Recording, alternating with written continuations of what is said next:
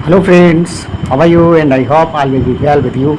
And today's video lecture I am going to discuss the high school's book, The First Flight from Fourth, How to Tell Wild Animals, Carolyn Wells, who is the poetess of this great poem. So I am going to discuss the explanation, a special explanation related to this poem.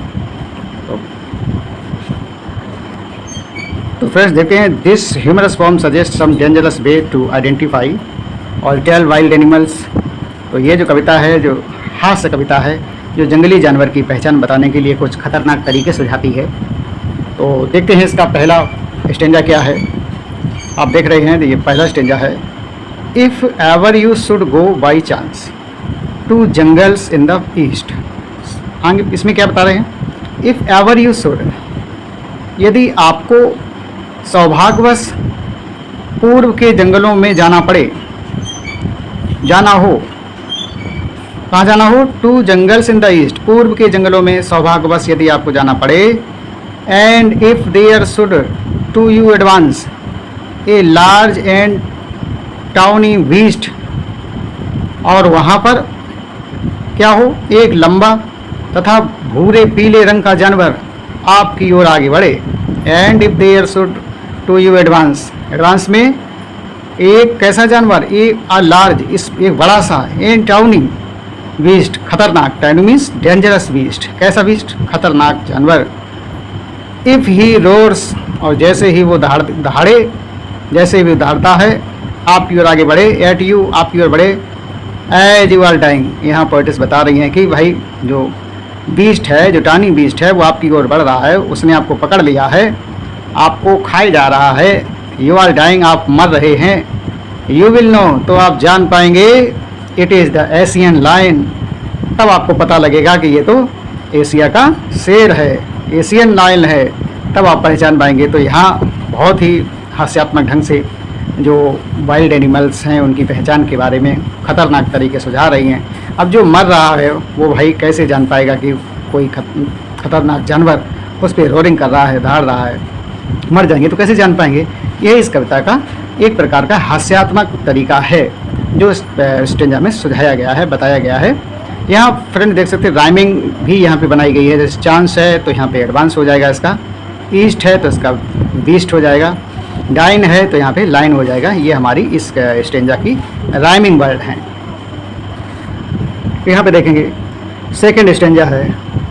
आगे stanza में बता रही हैं कि और if some time when roaming round a noble wild beats greets you, और मानो कि सम टाइम, कभी कभी, जब आप उस जंगल में जा रहे हो, व्हेन रोमिंग राउंड, और वहीं पे रोमिंग मीन्स घूमते हुए, राउंड मीन्स गोल गोल घूमते हुए, चक्कर लगाते हुए, उसी पूर्व के जंगल में आपको कौन मिल जाता है? ए नोबल, एक श्रेष्ठ वाइल्ड बीस्ट, जंगली जानवर आपको मिल जाता है जो बहुत ही खतरनाक है। ग्रीट्स यू, जो आपका वेलकम करता है, जो आपका स्वागत करता है।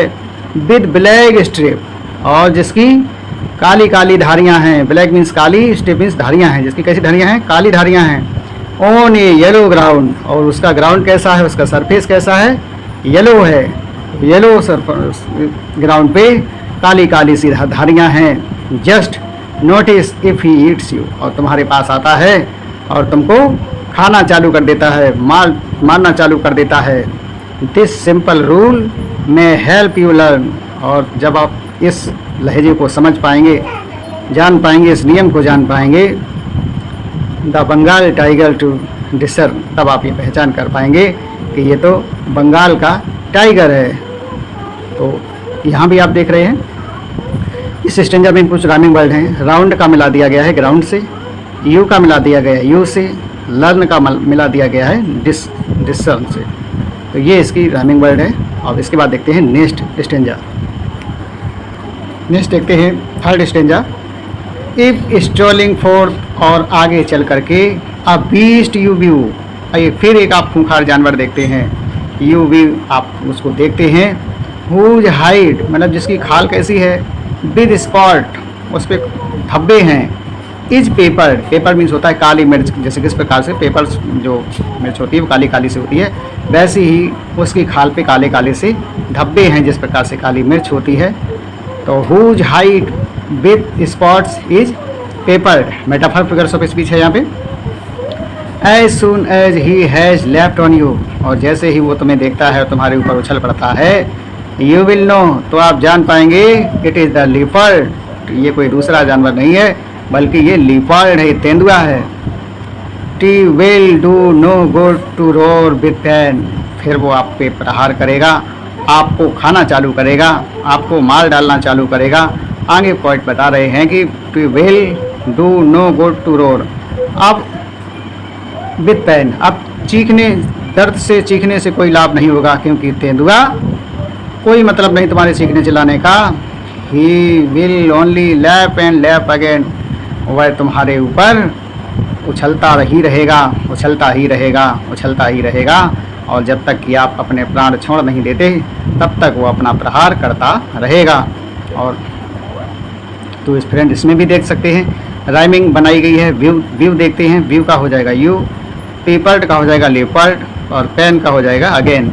ये इस स्टेंजा की राइमिंग वर्ड है। और इसमें डिवाइस का भी नरेटर ने प्रयोग किया, मेटाफर का प्रयोग देखने को मिल रहा है, रिपीटिशन फिगर्स ऑफ स्पीच का प्रयोग देखने को मिल रहा है। अगला देखते हैं, 4 स्टेंजा है। If when you are walking round an yard, if when you are walking, जब आप कहीं घूम रहे हों, चल रहे हों, राउंड योर यार्ड, अपने आंगन में आप घूम रहे हों, आंगन के आसपास घूम रहे हों, you meet a creature there, तो वहाँ पर भी आपको एक नया प्राणी मिल सकता है, मिल जाता है।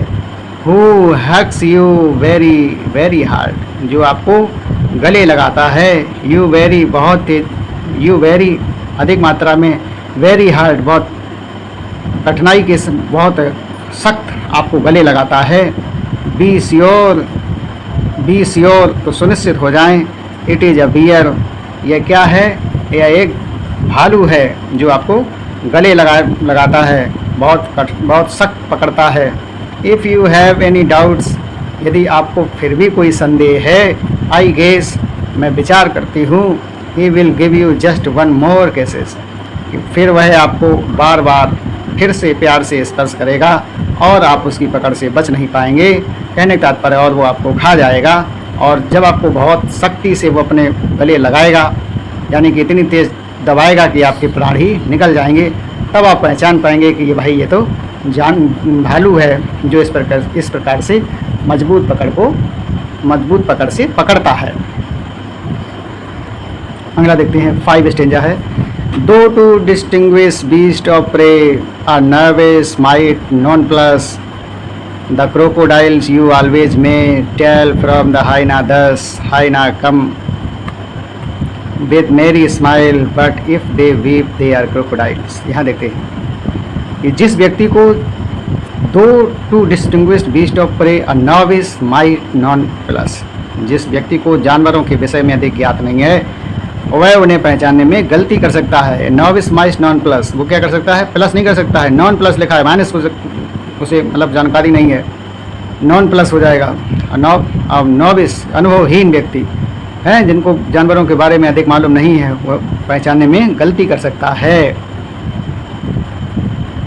आगे देखते हैं, the crocodile you always may tell from the हाइनाडस, लेकिन ऐसा व्यक्ति भी लकड़बग्घे और मगरमच्छ की पहचान तथा उनमें अंतर सरलता से कर सकता है। द क्रोकोडाइल्स यू ऑलवेज में, क्रोकोडाइल जिसको आप देख सकते हैं, महसूस कर सकते हैं, है ना, टेल फ्रॉम द हाइनाडस, और पहचान सकते हैं, लकड़बग्घे और मगरमच्छ की पहचान तथा उनमें सरलता से अंतर कर सकते हैं। Tell from the hyenas, hyena comes with merry smile, जो हाइना होता है, जो जो शिकारी कुत्ता होता है, वो एक मेरी स्माइल के साथ प्रकट होता है। अगर इस प्रकार की मेरी स्माइल कोई जानवर प्रकट कर रहा है तो आपको उस पहचान से ये जान लेना चाहिए कि ये कोई दूसरा जानवर नहीं, ये हाइनाज है। ये क्या है, हाइना है। बट लेकिन if they weep they are crocodile, आगे हमारे पॉइंट बता रहे हैं कि यदि वो इफ़ दे वीप, लेकिन अगर वो आपको रोते हुए दिखते हैं दे आर क्रोकोडाइल्स, तो वो आप पहचान सकते हैं, तो वो कोई नहीं है बल्कि मगरमच्छ हैं, क्योंकि क्रोकोडाइल्स टीयर्स होता है घड़ियाली आंसू। तो अगर इस प्रकार से अगर स्माइल करता है तो आप समझ जाएंगे हाइना है, और अगर आंसू बहाता है तो आप समझ जाएंगे ये क्रोकोडाइल है। इस प्रकार से हम हमारी रिपोर्ट जो है बताने का प्रयास कर रहे हैं, उस खतरनाक तरीके के बारे में बता रहे हैं जिससे पढ़ने वाले के और इस कविता को जिसने लिखा है वो भी उच्च विचारधारा की कवि हैं, जिन्होंने पहचान के ऐसे तौर तरीके सुझाए हैं जो ज़िंदगी के बाद पहचाने जा सकते हैं। कहने का तात्पर्य पहचाने ही नहीं जा सकते हैं कि जो मर जाएगा वो कैसे पहचान पाएगा। तो यहाँ पर भी आप देख सकते हैं, प्रे को में से मिलाया गया है, नॉन प्लस को 10 से मिलाया गया है, इस्माइल का क्रोकोडाइल से मिला दिया गया है। तो ये कविता की राइमिंग वर्ड है और इसमें भी मेटाफर फिगर्स ऑफ स्पीच देखने को मिल रहा है। इधर देखते हैं स्टेंजर नंबर 6 है, the true chameleon is small, a lizard sort of thing, he hasn't any ear at all and not a single wing. If there is nothing on the tree, it is the chameleon you see. आप इस last की stanza में हमारी report बता रही हैं कि the true chameleon is small, जो वास्तविक गिरगिट होता है वो बहुत ही छोटा होता है। कैसा होता है? छोटा होता है। a lizard sort of things, उसी भांत होता है जिस प्रकार से एक छिपकली होती है। और लिजार्ड में छिपकली, सॉर्ट ऑफ थिंग, जिस प्रकार से छिपकली जो छोटी होती है उसी प्रकार से कैमिलियन भी होता है। तो इसमें भी मेटाफर फिगर्स ऑफ स्पीच का प्रयोग किया गया है। He hasn't any years at all, और ही हैजेंट वह नहीं रखता है, एनी ईयर्स कोई कान नहीं होते हैं, एट ऑल कुल मिला करके, यानी कि कहने का तात्पर्य है हमारी रिपोर्ट बता रही है कि जो कैमिलियन है उसके कोई कान नहीं होते हैं। And not a single wings, और उसके एक भी पंख नहीं होता है, सिंगल पंख भी उसके पास नहीं होता है। If there is nothing on the tree, और आप देखेंगे कि अगर पेड़ पे कुछ भी नहीं है, कोई प्राणी पेड़ पे नहीं है, इसका मतलब द कैमेलियन यू सी, इसका मतलब ये है कि आप एक कैमेलियन को देख रहे हैं।